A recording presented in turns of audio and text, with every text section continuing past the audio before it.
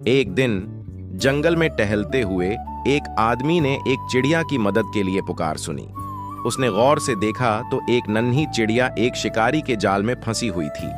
उस आदमी ने उसे छुड़ाने की कोशिश की, लेकिन कितनी भी जोर से खींचने पर भी जाल नहीं टूटा। इसलिए मन में श्रद्धा रखते हुए उसने आंखें बंद कर लीं और भगवान गणेश से प्रार्थना की। अचानक एक दिव्य स्वर्णिम प्रकाश प्रकट हुआ और जाल की रस्सियां अपने आप टूट गईं। चिड़िया खुशी खुशी उड़ गई, आखिरकार आजाद हो गई। उस आदमी ने ऊपर देखा और आकाश में भगवान गणेश का आशीर्वाद देखा, और उस दिन से उसे विश्वास हो गया, जहां विश्वास होता है वहां हमेशा कोई न कोई रास्ता निकल ही आता है।